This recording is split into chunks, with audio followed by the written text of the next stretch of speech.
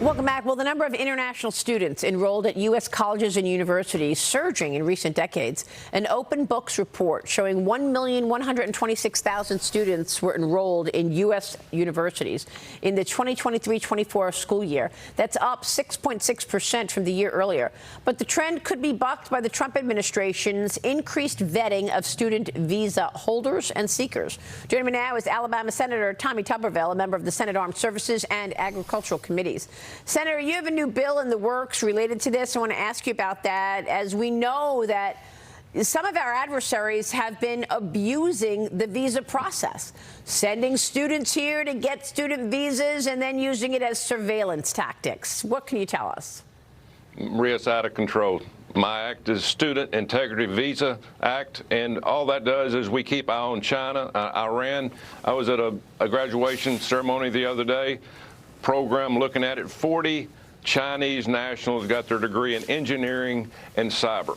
We are funding our own demise. And so 1.1 or 2 million foreign nationals in our university. It's growing every day. Our enrollment is actually dropping. Americans are not going to universities anymore. They can't get in. And so we have to do something about this. In '93, Maria, what happened is the World Trade Center bombing happened. The visa program allowed a foreign national to stay in, was involved in that. We monitored that from the federal government standpoint. We started what we call SEVIS, S-E-V-I-S, to monitor foreign nationals.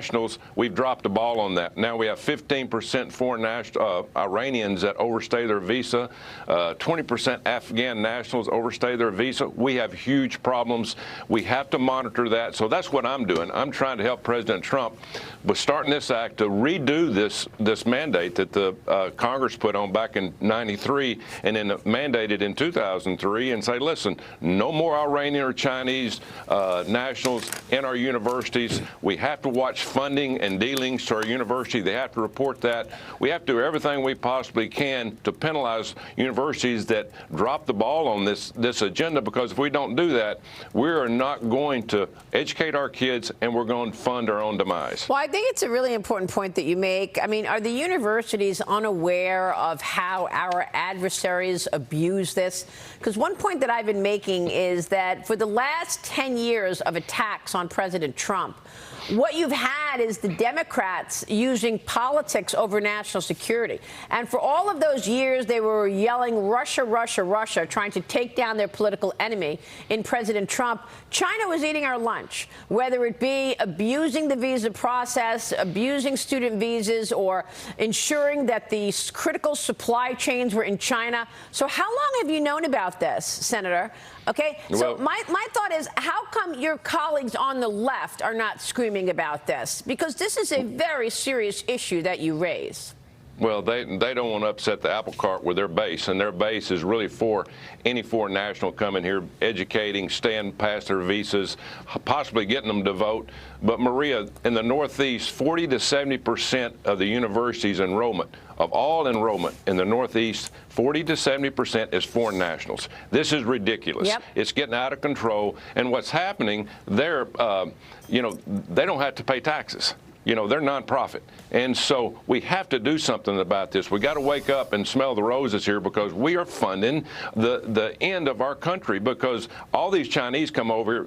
Now, they'll leave their visa on time and they'll go back home, but they take everything they possibly can with them in terms of anything that they learn. Right. Todd Pyro, it would be okay if these students were just coming to actually get an education, but in some cases they're not. They're actually taking the cue of their adversarial government and doing what they're told to do, like surveillance. 100%. And you obviously hit on the number one topic here. I'm going to see if there's an opportunity for a win-win here, Senator. Is there a way legally within your bill to not only keep our enemies from getting an education, but to your point about the Northeast schools, writing something in there that ensures American schools are primarily there for American students? Because you hit the nail on the head, Senator, when you said you know of people who just aren't getting into these schools when a couple of years ago maybe they would have. No, you're exactly right, Todd. They are turned down. They apply, but they can't get in because there's no slots for them because of all the foreign nationals coming in. We'll have that in our bill, by the way. That's already in there. We want to make sure we limit the number that comes in, but we would surely want to limit our adversaries. We want to do away with Iran, North Koreans, or Chinese nationals getting into this country and learning how to destroy the United States of America and our allies. Yeah, but are you going to need the Democrat support on this, Senator? I mean, just look at where we are. We're in a critical day for the Senate. Democrats are weighing whether or not to cooperate with Republicans on key spending bills and confirmations. Republicans are pushing to pass a 3-bill spending package before the August recess begins tomorrow. And Senate Republicans are considering rule changes over frustrations that the Democrats are delaying confirmation of the president's nominees. We're 2 months away from a potential government shutdown in September because you're not going to get the support that you need from Democrats. You were fine during reconciliation. That's not going to be the case come September when you're back from recess, is it? Well, it was very tough in reconciliation. It was very, very close. But you're exactly right. Chuck Schumer is scared to death of AOC. He's afraid she's going to run for his Senate seat, and she would win, hands down. He's trying to do everything he possibly can to show his base, the far, far left, that, hey, listen, I'm not with Republicans. He voted for the CR back in the spring, and it was almost the end of his career, and he knows now that he's got to play hardball. So we can't get anything done. You're exactly right. But we have to let the American people know what's going on, and they can't support these idiots up here that want to ruin our country and just want to keep power. So, I mean, do you think that your colleagues on the left do not understand the threat of China, do not understand the threat of Iran? Oh, sure, they understand it. They just don't want to believe it. And they understand at the end of the day that their base is people that really like foreign nationals, that like them to come here, because at the end of the day, they feel sorry for everybody. They could care less about American students, American people, American citizens, taxpayers. Their base is on the far, far left that are socialists and communists. You're seeing what's happening in these big cities right now, the blue cities, and the mayor that you're getting ready to elect in New York. Well, Mamdani seems to be doing well. He gave a press conference yesterday. You think he'll be the next mayor of New York? Well, I hope not, but, you know, worse things have happened. Yeah. But at the end of the day, something like that's probably going to have to happen for us to really wake up and smell the roses.